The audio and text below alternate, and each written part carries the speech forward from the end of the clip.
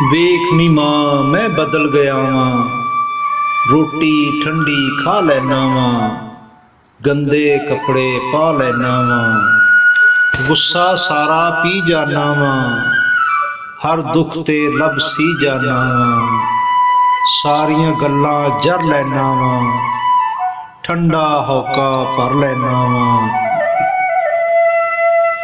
ਪਰ ਕਿਸੇ ਨੂੰ ਕੁਝ ਨਹੀਂ ਦੱਸਦਾ, ਹਰ ਵੇਲੇ ਮੈਂ ਰਹਿੰਦਾ ਹੱਸਦਾ, ਅੰਦਰ ਝਾਤੀ ਕੋਈ ਨਾ ਪਾਵੇ, ਦੁੱਖ ਤੇਰਾ ਮੈਨੂੰ ਖਾਈ ਜਾਵੇ। ਤੇਰੇ ਬਾਝ ਮੈਨੂੰ ਕੋਈ ਨਾ ਪੁੱਛਦਾ, ਹੁਣ ਤੇ ਮੈਂ ਕਿਸੇ ਨਾਲ ਨਹੀਂ ਰੁੱਸਦਾ। ਵੇਖ ਨੀ ਮਾਂ ਮੈਂ ਬਦਲ ਗਿਆ ਵਾਂ, ਵੇਖ ਨੀ ਮਾਂ ਮੈਂ ਬਦਲ ਗਿਆ ਵਾਂ।